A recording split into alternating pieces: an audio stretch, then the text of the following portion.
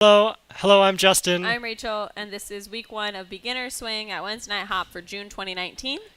So, so today we practiced a couple moves using our most basic 6-count footwork. So the first thing that we did was we partnered up with our partner, and so we partnered up with leaders bringing our right hand around maybe a little bit above our partner's waist, and followers Putting their hand all the way down and then bending up at the elbow. But the goal being that from about my hand to my elbow, I want to have complete connection there. So I want to avoid any sort of like weirdness, and I also don't want my fingers to be crawling up. So I usually keep my hand somewhere like this. And for our hands over here, we had leaders sort of like holding a Coke can and followers sort of like pouring that Coke can all over their partner's feet.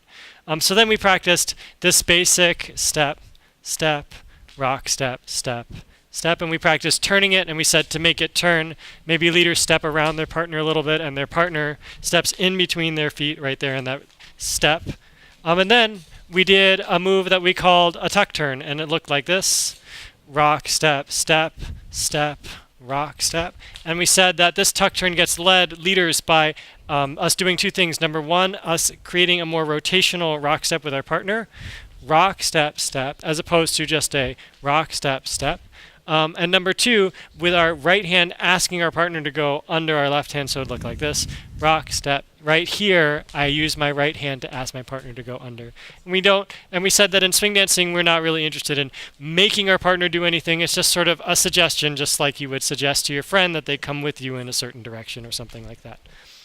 Yeah. Once we're out here, we did some basics, like just the same footwork, not really going anywhere. And then we added a turn that was a linear turn past the leader. So followers walked pretty straight down a line, and leaders went out to the side and around them.